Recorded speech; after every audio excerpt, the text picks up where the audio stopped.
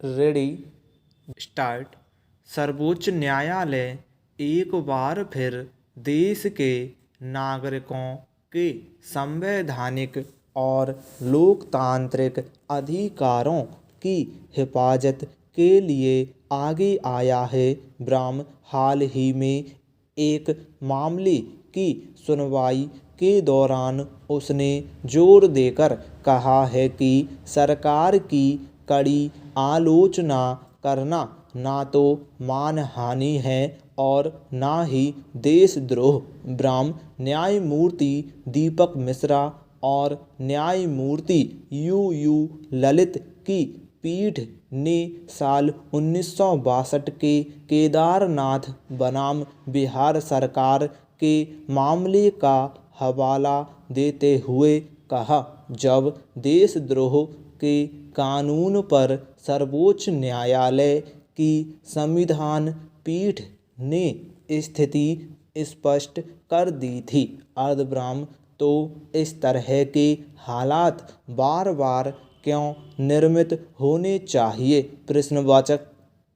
अदालत का कहना था कि सेडिशन यानी देशद्रोह के मामले की सुनवाई करने वाले निचली अदालतों के न्यायाधीशों के साथ साथ पुलिस अधिकारियों को भी केदारनाथ बनाम बिहार सरकार के मामले में सुप्रीम कोर्ट के फैसले के बारे में जानकारी रहनी चाहिए और सभी लोग संविधान पीठ के भारतीय दंड संहिता की धारा 124A को लेकर जारी दिशा निर्देशों का पालन करें।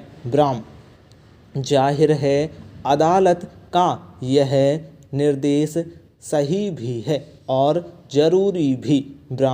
पिछले कुछ महीनों से देश में जिस तरह से असहिष्णुता और असुरक्षा का माहौल बना हुआ है, उसमें सर्वोच्च न्यायालय की इस टिप्पणी की प्रासंगिकता और भी ज़्यादा बढ़ जाती है। उम्मीद है मौजूदा केंद्र सरकार और दीगर राज्य सरकारें सर्वोच्च न्यायालय के इस पैगाम को अच्छी तरह से समझेंगी और देशद्रोह के मामलों में भी कमी आएगी। Paragraph change.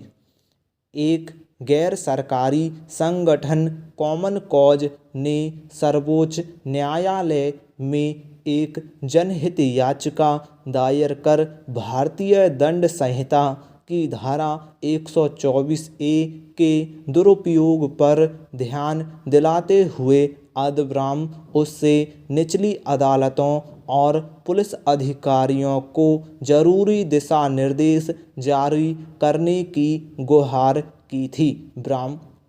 याचिकाकर्ता की दलील थी कि डर पैदा करने और असहमति को दबाने के मद्देनज़र इस तरह के इल्ज़ाम गढ़े जा रहे हैं।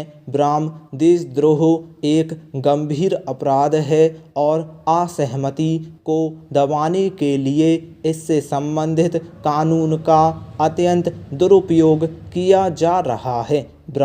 इस संबंध में याचिकाकर्ता ने कुछ उदाहरण भी दिए।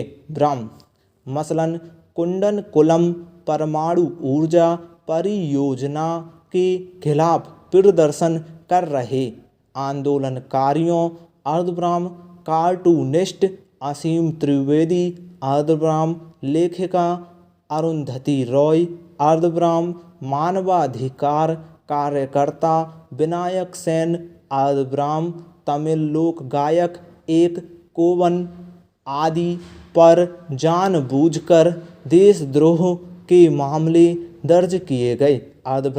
बहरहाल अदालत ने दोनों पक्षों की राय जानने के बाद अपना फैसला सुनाते हुए कहा, केदारनाथ बनाम बिहार सरकार के मामले में सर्वोच्च न्यायालय की 5 सदस्यीय संविधान पीठ ने स्पष्ट रूप से कहा था कि किसी भी नागरिक को सरकार के तौर तरीकों के बारे में कुछ भी बोलने और लिखने का पूरा अधिकार है, अब्राहम जब तक वो लोगों को विधि द्वारा स्थापित सरकार के खिलाफ हिंसा करने के लिए नहीं उकसाता और सामान्य जनजीवन को प्रभावित करने की कोशिश नहीं करता है। ब्राह्म देशद्रोह की धाराएं तभी लगाई जा सकती हैं अब्राह्म जब किसी अभियुक्त ने